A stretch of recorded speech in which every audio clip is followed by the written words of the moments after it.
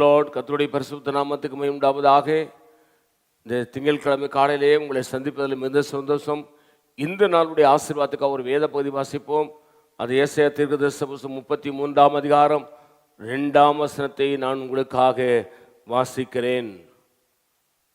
கர்த்தாவே எங்களுக்கு இறங்கும், உமக்கு காத்திருக்கிறோம். தேவரீர் காலையிலே அவர்கள் புயமும் இக்கட்டு காலத்தில் எங்களுக்கு ரட்சிப்புமாயிரும். அல்லேலூயா.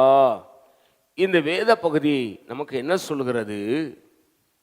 இந்த தீர்க்கதரிசியானவர் என்ன தீர்க்கதரிசனம் உரைக்கிறான் என்று சொன்னால், கர்த்தாவே எங்களுக்கு இறங்கும், உமக்கு காத்திருக்கிறோம். அருமை தேவ பிள்ளையே, இந்த காலை வேளையிலே நீங்கள் ஆண்டவர்கிட்ட சொல்லுங்க, இயேசுவே எனக்கு இறங்கும், நாம் காத்திருக்கிறேன்.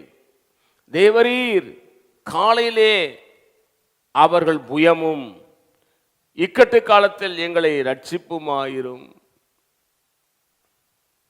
இக்கட்டு நெருக்கம் வரும்போது, கஷ்டம் வரும்போது, துன்பம் வரும்போது எங்களுக்கு ரட்சிப்பாயிரும், விடுதலையாயிரும், ஆசீர்வாதமாயிரும், சமாதானமாயிரும் என்று இந்த தீர்க்கதரிசி சொல்கிறான். இதை கேட்டுக்கொண்டிருக்கிற அருமையான தகப்பனே, தாயே, சகோதரனே, சகோதரியே, ஒரு காரியத்தில் விளங்கிக் கொண்டு, கர்த்தாவே எங்களுக்கு இறங்கும்.